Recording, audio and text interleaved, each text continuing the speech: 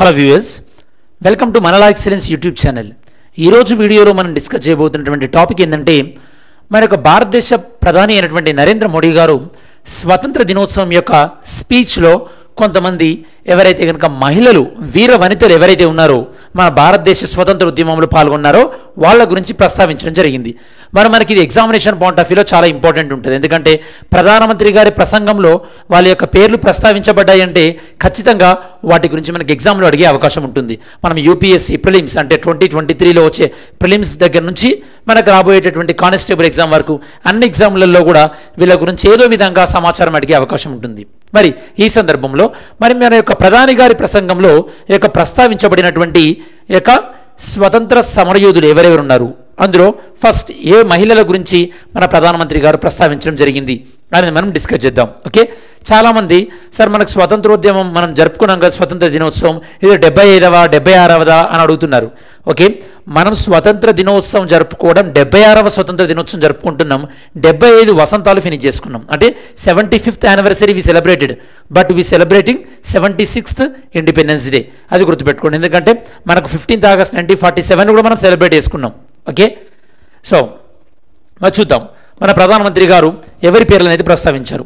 మరి ఈ సందర్భంలో మనకు ఫస్ట్ తెలియాల్సింది ఏంటంటే, ఇది మనకు సిలబస్లో ఏ మనకి టాపిక్ సంబంధించింది. ఇది మనకు సిలబస్లో జిఎస్ పేపర్ 1 పాయింట్ ఆఫ్ వ్యూలో హిస్టరీకి సంబంధించినటువంటి థింగ్. ఓకే, మనకి యూపీఎస్సీ పాయింట్ ఆఫ్ వ్యూలో, అదే మనకు టీఎస్పీఎస్సీ పాయింట్ ఆఫ్ వ్యూలో కూడా పేపర్ 2లో మనకి హిస్టరీ కల్చర్ ఆఫ్ ఇండియా అని ఉంటుంది, దానికి సంబంధించింది.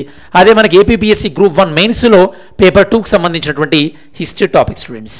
సో మరి మన భారతదేశ ప్రధాని ఇండిపెండెన్స్ డే స్పీచ్లో కొంతమంది యొక్క మహిళలు ఎవరైతే ఉన్నారో స్వతంత్రోద్యమంలో పాల్గొన్నారో వీర వనితలు వాళ్ళ గురించి ప్రస్తావిస్తూ వాళ్ళని ఒక రకమైనటువంటి నారీ శక్తిగా కొనియాడి వాళ్లకు యొక్క నివాళులు అర్పించడం జరిగింది మన ప్రధాని గారు. మీకు ఐడియా ఉండాలి స్టూడెంట్స్, ఈ యొక్క ఇండిపెండెన్స్ డే రోజు ప్రధానమంత్రి రెడ్ ఫోర్ట్ పై నుండి ఈ యొక్క స్పీచ్ని ఇవ్వడం జరుగుతుంది జాతిని ఉద్దేశించి. అదే రిపబ్లిక్ డే రోజు ఈ యొక్క రాష్ట్రపతి యొక్క రెడ్ ఫోర్ట్ పైన ఫ్లాగ్ హోస్టింగ్ చేయడం జరుగుతుంది. మీకు ఐడియా ఉండాలి. ఓకే, మరి మీకు ఇక్కడ క్వశ్చన్ ఏంటంటే స్టూడెంట్స్, రెడ్ ఫోర్ట్ అంటే మనకి ఎర్రకోట అంటున్నాం కదా, మరి రెడ్ ఫోర్ట్లో ఉపయోగించినటువంటి రాయి ఎలాంటి రాయి అంటే మనకి రాళ్లల్లో మనం sedimentary rocks, metamorphic racks, igneous rocks అంటే అవక్షేపణ శిలలు, ఇలాంటి కొన్ని శిలల పేర్లు వాడుతుంటాం కదా తెలుగులో. ఎలాంటి శిల చేత ఈ యొక్క రెడ్ ఫోర్ట్ అనేది నిర్మించబడింది? జియోగ్రఫికల్ పాయింట్ ఆఫ్ థింక్ చేసి ఆన్సర్ చేయండి. సరే, మరి వాళ్ళ యొక్క పేర్లను చూద్దాం. ఫస్ట్ వన్, ఈ పేర్లన్నింటినీ కూడా మన ప్రధాని గారు నారీ శక్తి అని పేర్కొంటూ వీళ్ళకు నివాళులు అర్పించడం జరిగింది. ఒకసారి వీళ్ళ పేర్లు నేను చదువుతాను. రాణి లక్ష్మీబాయి, అలానే జల్కారీబాయి, దుర్గాబాబి, రాణి గైదినీలు, చాలా చాలా పాపులర్ రాణి గైదినీలు కూడా మనకి ఈశాన్య రాష్ట్రాలకు చెందినటువంటి వీరవనిత. రాణి చెన్నమ్మ మన దక్షిణ ప్రాంతానికి చెందినటువంటి వీరవనిత. బేగం హజరత్ మహల్ మనకి 1857 రివోల్ట్ టైంలో వస్తున్నటువంటి పేరు ఇది. వేలు నచ్చియార్. సో ఈ యొక్క వీరవనిత యొక్క ప్రత్యేకత ఏంటంటే, తన యొక్క మిలిటరీ కమాండర్ ఎవరైతే ఉన్నారో ఆ మిలిటరీ కమాండర్ ఈ యొక్క వీరవనిత కోసం అని చెప్పేసి బ్రిటిష్ వాళ్ళపైన పోరాటంలో భాగంగా తన ఆత్మాహుతి కూడా వేసుకోవడం జరిగింది. అంటే మానవ బాంబుగా కూడా మారడం జరిగింది. అది ఈ యొక్క వేలు నచ్చియార్ యొక్క సమయంలో జరిగింది. మనకు రాణి లక్ష్మీబాయి గురించి చెప్పాల్సినటువంటి పని లేదు, ఇది ప్రతి ఇంట్లో వినిపించేటటువంటి పేరు. మరి వీళ్ళందరి గురించి కూడా మనం డిస్కస్ చేయడం జరుగుతుంది. ఫస్ట్ మనం ఇందులో చెప్పినట్టుగా ఫస్ట్ రాణి లక్ష్మీబాయి గురించి డిస్కస్ చేద్దాం స్టూడెంట్స్. రాణి లక్ష్మీబాయి, అసలు రాణి ఝాన్సీ లక్ష్మీబాయి గురించి తెలియనటువంటి భారతీయుడు ఉండరేమో స్టూడెంట్స్, ఎందుకంటే అంతగా మనకి చరిత్రలో ప్రఖ్యాతిగాంచినటువంటి పేరు రాణి లక్ష్మీబాయి. మరి రాణి లక్ష్మీబాయి గురించి మనం డిస్కస్ చేసే కన్నా ముందు అసలు ఇక్కడ మీకు కాన్సెప్ట్ చెప్పాలి స్టూడెంట్స్. ఆ కాన్సెప్ట్ పేరు ఏంటంటే డాక్ట్రైన్ ఆఫ్ ల్యాబ్స్ అనేటువంటి సిద్ధాంతం స్టూడెంట్స్. అసలు ఏంటి డాక్ట్రైన్ ఆఫ్ ల్యాబ్స్ అనే సిద్ధాంతం ఏంటంటే, ఎప్పుడైనా సరే రాజు ఎవరైతే ఉంటారో రాజు ఎలాంటి ఈ యొక్క సక్సెసర్, మేల్ సక్సెసర్ అంటే తన యొక్క మేల్ సక్సెసర్ అంటే కొడుకు లేకుండా రాజు ఎప్పుడైతే చనిపోతారో అప్పుడు ఏం జరుగుతుందంటే ఆ కింగ్డమ్, ఆ రాజు యొక్క సంస్థానం ఏదైతే ఉంటుందో ఆ సంస్థానాన్ని, ఆ కింగ్డమ్ని బ్రిటిష్ వాళ్ళు తీసుకుంటారు. ఓకే, బ్రిటిషర్స్ అంటే రాజు ఈ యొక్క మగ సంతానం లేకుండా చనిపోయినప్పుడు ఆ రాజు యొక్క ఆస్తిని బ్రిటిష్ వాళ్ళు తీసుకుంటారు. దీన్ని మనం డాక్ట్రైన్ ఆఫ్ ల్యాప్స్ అనే ఈ యొక్క పేరు అంటున్నాం. ఈ డాక్ట్రైన్ ఆఫ్ ల్యాప్స్ని ప్రతిపాదించింది ఎవరంటే మనకి లార్డ్ డల్హౌసీ. ఓకే, లార్డుడు అనొద్దు, కాకపోతే నాకు ఫ్లోలో లార్డ్ అనే నేమ్ వచ్చింది, మనం డల్హౌసీ అన్నా పర్లేదు. డల్హౌసీ ప్రతిపాదించడం జరిగింది స్టూడెంట్స్. సో మరి మీకు ఒకసారి ఈ వీడియో చూస్తున్నప్పుడు ఒక్కసారి క్విక్ రివిజన్ చేసుకోండి. అసలు డల్హౌసీ అనడంతోనే మనకి ఏమేమి గుర్తొస్తాయి, మీకు ఏమేమి గుర్తొచ్చిందో ఒకసారి కామెంట్స్లో ఇంక్లూడ్ చేయండి. ఖచ్చితంగా మీకు డల్హౌసీ అనడంతోనే విడో రీమ్యారేజ్ యాక్ట్, వితంతు పునర్వివాహ చట్టం అనేది గుర్తొచ్చి ఉంటుంది. అలానే ఇంకొన్ని విషయాలు కూడా మీకు డల్హౌసీ అనడంతోనే ఏం గుర్తొస్తుంది, ఎందుకంటే మనకి ఎగ్జామినేషన్ పాయింట్ ఆఫ్ వ్యూలో ఇలా యాక్టివ్ రికాల్ అనేది చాలా చాలా ఇంపార్టెంట్. సరే, ఈ యొక్క డాక్ట్రైన్ ఆఫ్ ల్యాప్స్, ఈ యొక్క రాజ్య సంక్రమణ సిద్ధాంతం అనుకుంటా ఎగ్జాక్ట్గా తెలుగులో, సో తప్పైతే కనుక కరెక్ట్ చేయండి స్టూడెంట్స్. తను దానికి వ్యతిరేకంగా లక్ష్మీబాయి గారు పోరాడడం జరిగింది. మరి లక్ష్మీబాయి గారి గురించి ఏ సంస్థానానికి చెందిన వ్యక్తి లక్ష్మీబాయి? ఝాన్సీ. ఈ ఝాన్సీ ప్రజెంట్ బీహార్లో ఉంది స్టూడెంట్స్. ఈ యొక్క ఝాన్సీ లక్ష్మీబాయి మన భారతదేశంలో మొదటి స్వతంత్రోద్యమంగా మనం చెప్పుకుంటున్నటువంటి 1857 తిరుగుబాటులో చాలా కీలకమైనటువంటి పాత్ర పోషించడం జరిగింది ఝాన్సీ లక్ష్మీబాయి. మరి తను పోరాడినటువంటి విధానం అంటే ఏ విధానానికి వ్యతిరేకంగా ఝాన్సీ లక్ష్మీబాయి గారు పోరాడడం జరిగింది? Doctrine of lapse. దీన్ని మనం తెలుగులో రాజ్య సంక్రమణ సిద్ధాంతం అని కూడా అంటున్నాం. మరి ఎవరైతే కనుక సర్ హ్యూజ్ రోజ్ ఈ యొక్క వ్యక్తి ఝాన్సీ లక్ష్మీబాయి గారిని ఈ యొక్క కథన రంగంలో ఓడించిన తర్వాత ఝాన్సీ లక్ష్మీబాయి గురించి అభివర్ణిస్తూ తను ఒక personable, clever and one of the most dangerous Indian leader, అంటే సో చాలా తెలివి కలిగి చాలా యొక్క ప్రమాదకరమైనటువంటి భారత నాయకురాలు అని చెప్పేసి తనను కొనియాడడం జరిగింది. అంటే బ్రిటిష్ వాళ్ళను ఆ రోజుల్లోనే అంతగా భయపెట్టిందంటే కనుక మనం అర్థం చేసుకోవచ్చు ఈ యొక్క వీర వనిత యొక్క ప్రత్యేకత ఏ విధంగా ఉంది అని చెప్పేసి. ఓకే, ఇది ఝాన్సీ లక్ష్మీబాయి గురించి మనకి క్విక్ సమ్మరీ. నెక్స్ట్ మనం డిస్కస్ చేయబోతుంది దుర్గాబాయి. దుర్గాబాయి తన యొక్క జీవితకాలం 1907 నుండి 1999 వరకు, అంటే సుమారుగా 92 సంవత్సరాలు తను జీవించున్నారు దుర్గావతి దేవి. తనను పాపులర్గా దుర్గాబాయి అని కూడా అంటుంటారు. మరి తన స్పెషాలిటీ ఏంటంటే స్టూడెంట్స్, దుర్గాబాయి గారి యొక్క స్పెషాలిటీ, దుర్గాబాయి గారు మనకి భగత్ సింగ్కి హెల్ప్ చేయడం జరిగింది. భగత్ సింగ్ ఒక కేసులో పట్టుబడినప్పుడు భగత్ సింగ్ తప్పించుకోవడంలో కూడా ఈ యొక్క దుర్గాబాయి గారు హెల్ప్ చేయడం జరిగింది. దుర్గాబాయి. ఓకే, ఈ యొక్క భగత్ సింగ్ తప్పించుకోవడంలో యొక్క హెల్ప్ చేయడం జరిగింది, సహాయం చేయడం జరిగింది. దాంతోపాటు ఎప్పుడైతే కనుక భగత్ సింగ్ని కానీ రాజ్గురు కానీ సుఖ్దేవ్ కానీ వీళ్ళకు ఉరిశిక్ష విధించడం జరిగిందో ఆ ఉరిశిక్షను వ్యతిరేకిస్తూ ఈ యొక్క బ్రిటిష్ వాళ్ళని అంటే బ్రిటిష్ అధికారులపైన దాడి చేయడానికి కూడా ప్రయత్నించడం జరిగిందనమాట. అంటే ఇంత తెగువ చూపినటువంటి వీరవనిత. మరి తను పెళ్లి చేసుకున్నటువంటి వ్యక్తి కూడా ఏ సంస్థకు చెందినటువంటి వ్యక్తి? హెచ్ఎస్ఆర్ఏ. నేను మీకు ఇంతకుముందు వీడియోలో హెచ్ఎస్ఆర్ఏ అంటే ఏందో చెప్పడం జరిగింది. హెచ్ఎస్ఆర్ఏ అంటే Hindustan socialist republic association. Hindustan socialist republic association. దీని ఈ సంస్థకు చెందినటువంటి భగవతీ చరణ్ ఓరాని యొక్క తను పెళ్లి చేసుకోవడం జరిగింది. దాని ద్వారా తను ఈ యొక్క భగత్ సింగ్ స్థాపించినటువంటి ఇంకో సంస్థ అయినటువంటి నవజీవన్ భారత్ సభ అన్నటువంటి ఈ యొక్క సభలో చాలా కీలకమైనటువంటి పాత్ర పోషించడం జరిగింది. నేను మీకు ఇంతకుముందు చెప్పినట్టు ఎప్పుడైతే గనక భగత్ సింగ్ని అరెస్ట్ చేశారో, శాండర్స్ని చంపినందుకు అరెస్ట్ చేశారో, భగత్ సింగ్ అరెస్ట్ నుంచి తప్పించుకునేటటువంటి ప్రయత్నంలో తను యొక్క దుర్గాబాయి గారు హెల్ప్ చేయడం జరిగింది భగత్ సింగ్కి. ఎప్పుడిది? యొక్క 1928లో. దాని తర్వాత భగత్ సింగ్, సుఖ్దేవ్ మరియు రాజ్గురు వీళ్ళను ఉరి తీస్తున్నటువంటి సమయంలో వాళ్ళ ఉరి తీయడాన్ని వ్యతిరేకిస్తూ తన యొక్క బ్రిటిష్ అధికారి అయినటువంటి లార్డ్ హేలీ పైన యొక్క తనని చంపడానికి అటెంప్ట్ కూడా చేయడం జరిగింది. మరి నవజీవన్ భారత్ సభ గురించి మనకి ఎగ్జామినేషన్ పాయింట్ ఆఫ్ వ్యూలో ఏం తెలియాలి? దీన్ని భగత్ సింగ్ గారు 1926లో ఏర్పాటు చేయడం జరిగింది స్టూడెంట్స్. ఎవరికి వ్యతిరేకంగా పోరాడడానికి? బ్రిటిష్ వాళ్ళకి వ్యతిరేకంగా పోరాడడానికి దీన్ని ఏర్పాటు చేయడం జరిగింది. ఇది ఎస్పెషల్లీ మనకి లెఫ్ట్ వింగ్ ఐడియాలజీకి సంబంధించింది, అంటే కమ్యూనిస్ట్ ఐడియాలజీకి సంబంధించింది. ఈ యొక్క సంస్థ ఎస్పెషల్లీ మన భారతదేశంలో మార్క్సిస్ట్ భావజాలాన్ని అంటే కార్ల్ మార్క్స్ భావజాలాన్ని యొక్క ప్రచారం చేయడానికి ఉద్దేశించినటువంటి సంస్థ. దీని పేరే నవజీవన్ భారత్ సభ. ఇందులో ఉన్నటువంటి ఒకనొక సభ్యుడైనటువంటి భగవతీ చరణ్ ఓరాని తను పెళ్లి చేసుకొని అలాంటి జాతీయ భావాలు కలిగి మనకి భగత్ సింగ్ లాంటి వ్యక్తిలో కూడా హెల్ప్ చేయడం జరిగింది ఆ రోజులలోనే. అంటే ఈ వీరవనిత యొక్క ప్రత్యేకత ఏందో మీకు ఇప్పటికే అర్థమై ఉంటుంది స్టూడెంట్స్. నెక్స్ట్ జల్కారీబాయి. జల్కారీబాయి సో రాణి లక్ష్మీబాయి యొక్క సైన్యంలో ఒక ప్రముఖమైనటువంటి వ్యక్తి. తనని ఒక ట్రైబల్ పీపుల్ ఒక దేవతగా కూడా, అంటే మాకు సంబంధించినటువంటి ఒక దేవత మళ్ళీ పుట్టింది అని చెప్పేసి కొలుస్తారన్నమాట ఈ యొక్క ట్రైబల్ పీపుల్. అంతగా ఈ యొక్క ప్రఖ్యాత సంతరించుకున్నటువంటి వ్యక్తి జుల్కారీబాయి.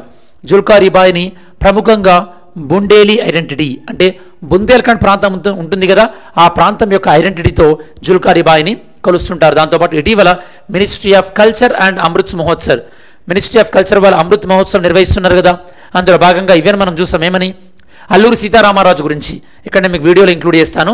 అల్లూరి సీతారామరాజు యొక్క విగ్రహాన్ని కూడా యొక్క ఆజాదీ కా అమృత్ మహోత్సవ్లో భాగంగా యొక్క విగ్రహాన్ని కూడా మనము ఆవిష్కరించుకోవడం జరిగింది. సో మినిస్ట్రీ ఆఫ్ కల్చర్ పరిధిలో ఉన్నటువంటి అమృత్ మహోత్సవ్ వెబ్సైట్ ఇదేంటంటే కనుక చాలామంది దళిత్ కమ్యూనిటీస్, దాంతోపాటు ట్రైబల్ కమ్యూనిటీస్ ఈవిడని ఒక దేవత మళ్ళీ యొక్క పుట్టింది అని చెప్పేసి ఇన్కార్నేషన్ అంటే దేవత ప్రతిరూపంగా కూడా పూజిస్తుంటారనమాట. అంత ప్రాముఖ్యత ఉన్నటువంటి వ్యక్తి ఈ యొక్క జుల్కారీబాయి. నెక్స్ట్ జల్కారీబాయి. దెన్ రాణి గైదినీలు. రాణి గైదినీలు పైన ఇక్కడ మనం చూడొచ్చు మన భారతదేశం తపాలా వాళ్ళు ఈవెన్ స్టాంప్ కూడా రిలీజ్ చేయడం జరిగింది. మరి రాణి గైదినీలు గారి గురించి మనం ఇష్యూ డిస్కస్ చేస్తే కనుక తను పుట్టింది 1915 అనడంతో మీకు గుర్తు రావాల్సింది గాంధీజీ మన భారతదేశానికి 1915లోనే రిటర్న్ వచ్చారు 9th జనవరి. దాన్ని మనం ప్రవాస్ భారత్ దివస్ అని కూడా అంటుంటాం స్టూడెంట్స్. మరి తను చెందినటువంటి ఏ రాష్ట్రానికి చెందినటువంటి వ్యక్తి? మణిపూర్కి చెందినటువంటి వ్యక్తి. మణిపూర్ అంటే మీకు గుర్తు రావాల్సింది మణిపూర్ మన భారతదేశంలో మయన్మార్తో బార్డర్ని షేర్ చేసుకుంటుంది. మణిపూర్ ఏంటి? అరుణాచల్ ప్రదేశ్, నాగాలాండ్, మణిపూర్, దాంతోపాటు మిజోరాం.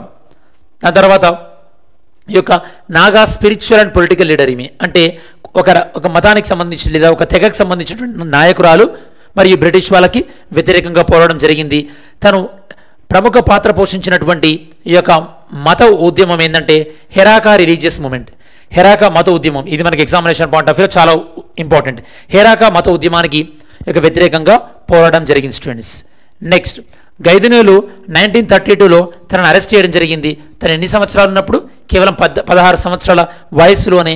దాని తర్వాత తనని ఈ యొక్క యావజ్జీవ కారాగార శిక్ష విధించి భారతదేశానికి స్వతంత్రం వచ్చిన తర్వాత 1947లో తను రిలీజ్ చేయడం జరిగింది.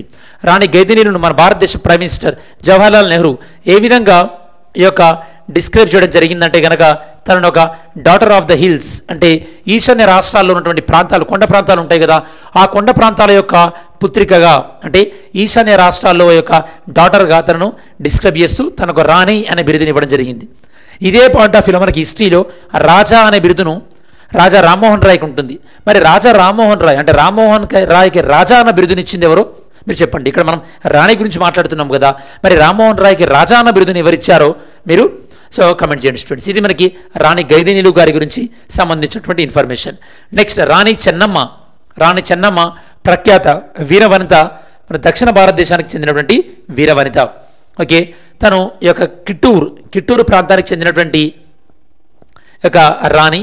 దాంతోపాటు ఇక బ్రిటిష్ వాళ్ళకి వ్యతిరేకంగా తిరుగుబాటు చేసినటువంటి తొలితరం నాయకురాళ్లలో రాణి చెన్నమ్మ ప్రముఖ వ్యక్తి.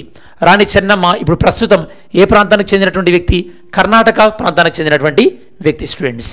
ఓకే, తను తిరుగుబాటు చేసినటువంటి సమయం ఎప్పుడంటే 1824 అంటే అప్రాక్సిమేట్గా మనకి ఇండియన్ హిస్టరీలో అసలు చాలా చాలా చాలా ఎర్లీ టైం. అంటే మనకి ఈవెన్ వెల్లూరు మ్యూటినీ ఉంటుంది కదా, వెల్లూరు తిరుగుబాటు ఆ ప్రాంతానికి చెందినటువంటి ఆ టైంలో అనమాట. కాబట్టి కర్ణాటకలో.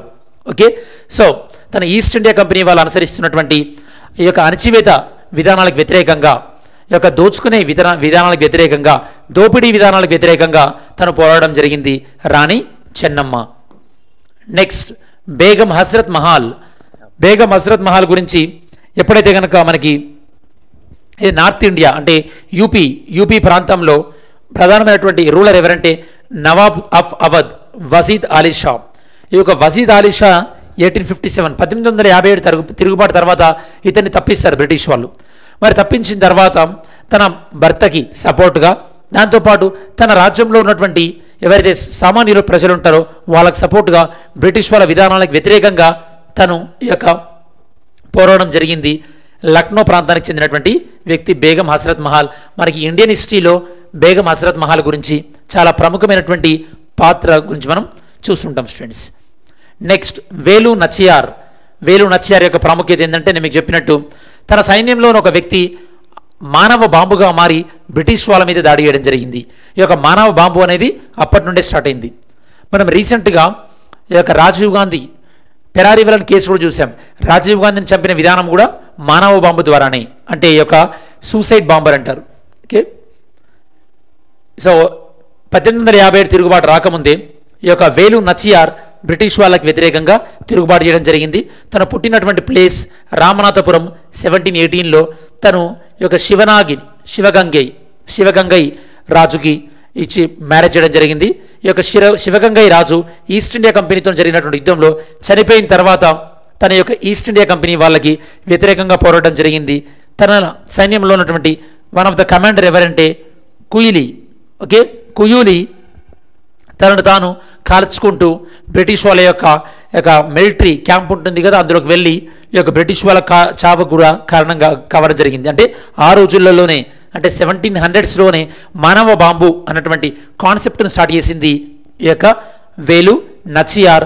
మరియు వేలు నచియార్ సైన్యంలోని ప్రముఖ పాత్ర పోషించినటువంటి కుయూలి. ఇవన్నీ మనకి ఎందుకు ఇంపార్టెంట్ అంటే హిస్టరీలో ఈ మధ్యలో ప్రధానంగా కరెంట్ అఫైర్స్లో వచ్చిన వాటిని క్వశ్చన్స్ని హిస్టరీలో అడుగుతుంటారు. ఎందుకన్నా మంచి సేఫ్ సైడ్గా మీరు ఇవన్నీ ఒకసారి చెక్ చేసి పెట్టుకోండి. వీళ్ళ గురించి ప్రధానమంత్రి గారు మాట్లాడడం జరిగింది. మరి ప్రధానమంత్రి గారు ఈ యొక్క వీర వనితల గురించే కాకుండా కొంతమంది వీరుల గురించి కూడా మాట్లాడడం జరిగింది. ఎవరు వాళ్ళు? మంగల్ పాండే, తాంతియా తోపే, భగత్ సింగ్ సుఖ్దేవ్ రాజగురి, చంద్రశేఖర్ ఆజాద్, అష్ఫాకుల్లా ఖాన్ అండ్ రామ్ ప్రసాద్ బిస్మిల్. వీళ్ళ గురించి కూడా ఒక లుక్ ఇద్దాం మనం. మంగల్ పాండే, అసలు మంగల్ పాండే అంటే తెలియని ఈ యొక్క స్కూల్ స్టూడెంట్ ఉండడు, మరియు కాలేజ్ స్టూడెంట్ ఉండరు, అసలు ఆస్పిరెంట్ కూడా ఉంటారు. ఎందుకంటే మంగల్ పాండేనే కదా మొట్టమొదటిసారిగా ఎన్ఫీల్డ్ తుపాకులని వాడను అని తిరుగుబాటు, ఈ యొక్క 1857 తిరుగుబాటుకి కారణమైంది మంగల్ పాండేనే. ఓకే, మీరట్లో ఇతను తిరుగుబాటు చేయడం జరిగింది ఎన్ఫీల్డ్ రైఫిల్కి వ్యతిరేకంగా. తాంతియా తోపే ప్రధానంగా నానా సాహెబ్ యొక్క కమాండర్ స్టూడెంట్స్. నానా సాహెబ్ ఎవరంటే పేష్వా బాజీరావు టూ. ఈ యొక్క పేష్వా అంటే ప్రధానమంత్రి అని మీనింగ్. ఎప్పుడైతే కనుక మనకి శివాజీ తర్వాత శివాజీ కొడుకులు లైక్ షాయాజీ కానీ సంభాజీ కానీ వీళ్ళు చనిపోయిన తర్వాత మరాఠా సామ్రాజ్యంలో ప్రముఖ పాత్ర పోషించింది ఎవరంటే పేష్వాలు. అందులో ఒకనొక పేష్వా ఎవరంటే పేష్వా బాజీరావు టూ. యాక్చువల్లీ పేష్వాల యొక్క పరిపాలన ఎప్పుడు అంతమవుతుందంటే కనుక మూడవ పానిపట్టు యుద్ధం అనేది మరాఠాలకు మరియు అహ్మద్ షా అబ్దాలీకి మధ్యలో జరుగుతుంది. అసలు మరాఠాలు ఎందుకు ఎంటర్ అవుతారు? ఎందుకంటే మరాఠాలు అప్పటికే మొఘళ్ళకు ఒక మాట ఇస్తారనమాట. ఏమని? మాకు ఈ యొక్క పంజాబ్ ప్రాంతంలో కానీ దాంతోపాటు నార్త్ వెస్ట్ ప్రాంతంలో, అంటే ఈ యొక్క వాయువ్య ప్రాంతంలో మాకు ట్యాక్స్ కలెక్ట్ చేసుకునే హక్కులు ఇవ్వండి, దానికి రిటర్న్గా మిమ్మల్ని ఎవరైనా అటాక్ చేసినప్పుడు, అంటే మొఘల్ని ఎవరైనా అటాక్ చేసినప్పుడు మేము కాపాడుతామన్నారు.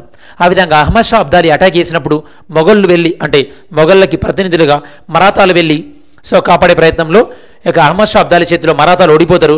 దానితో మరాఠాల యొక్క పరిపాలన అనేది అంతమవుతుంది. మరి ఇది ఈ విధంగా పేష్వా బాజీరావు టూ యొక్క మరాఠాలో ఒక రకమైనటువంటి పేష్వా అని చెప్పొచ్చు. తన యొక్క ప్రధానమైనటువంటి మిలిటరీ కమాండర్ ఎవరంటే తాంతియా తోపే. నానాసాహెబ్ కూడా తన యొక్క సామ్రాజ్యాన్ని కోల్పోవడం జరుగుతుంది. దేనివల్ల అంటే డాక్ట్రిన్ ఆఫ్ ల్యాప్స్ వల్ల, అంటే రాజ్య సంక్రమణ సిద్ధాంతం వల్ల. నెక్స్ట్ భగత్ సింగ్ సుఖ్దేవ్ రాజగురు. మనం ఆల్రెడీ లాస్ట్ ఫ్యూ వీడియోస్లో డిస్కస్ చేసాం. వీళ్ళ ముగ్గురు కూడా భగత్ సింగ్, రాజగురు, సుఖ్దేవ్ వీళ్ళ ముగ్గురు కూడా ఈ యొక్క 23 మార్చ్న వీళ్ళ యొక్క ఉరి శిక్షను విధించడం జరిగింది 1931. ఓకే, ఆ రోజు మనం షాహిదీ దివస్గా ఫాలో అవుతున్నాము. అప్పుడున్నటువంటి పార్లమెంట్ ఆవరణలో వీళ్ళు బాంబు దాడి జరిపి ఎలాంటి భయభ్రాంతులకు లోను కాకుండా వీళ్ళు బ్రిటిష్ వాళ్ళకి లొంగిపోవడం జరిగింది. సో అంటే కొన్ని రకాలైనటువంటి అఫ్కోర్స్ కొన్ని కాంట్రవర్సీస్ కూడా ఉన్నాయి. ఈ యొక్క గాంధీ ఇర్విన్ ప్యాక్ట్ జరిగినటువంటి సందర్భంలో వీళ్ళని రక్షించమని కూడా కాంగ్రెస్ డిమాండ్ చేయవలసి ఉండే, చేయలేదని చెప్పేసి కూడా అంటుంటారు. అది కాంట్రవర్షియల్ సబ్జెక్ట్, మనం అందులోకి వెళ్ళకూడదు. నెక్స్ట్ చంద్రశేఖర్ ఆజాద్ తన యొక్క కాలం 1906 to 1931. చంద్రశేఖర్ ఆజాద్ గురించి కూడా మన భారత ప్రధానమంత్రి తన యొక్క ప్రసంగంలో పేర్కొనడం జరిగింది. ఈ యొక్క చంద్రశేఖర్ గారికి ఆజాద్ అని పేరును ఇవ్వడం జరిగింది.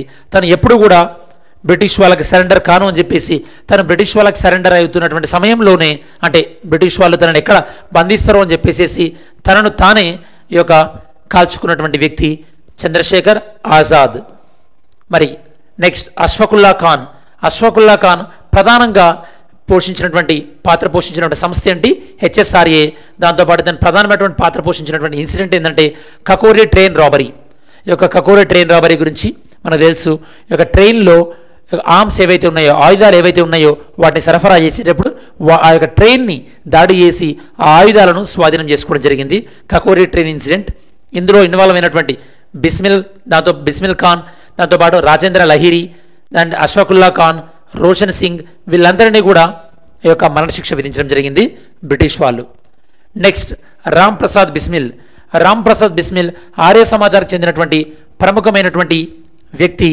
ఇతను తన యొక్క కళా నేమ్ ఏంటంటే, పెన్ నేమ్స్ ఏంటంటే బిస్మిల్, అలానే రామ్, అలానే అజ్ఞాత్. ఇవి తన యొక్క పెన్ నేమ్స్.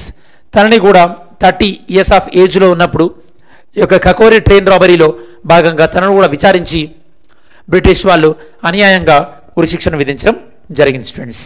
మరి ఈరోజు మనం ఎంసీక్యూ చూద్దాం. Which of the following Indian activist, thinker and social reformer was famously known as Lokhitwadi? మరి మన భారతదేశంలో ఉన్నటువంటి ఎవరు అంటే ఈ యొక్క ప్రముఖమైనటువంటి ఆలోచన పరుడు లేదా సామాజిక సంఘ సంస్కర్త ఎవరిని మనం ప్రముఖంగా లోకహితవాది అంటున్నాం?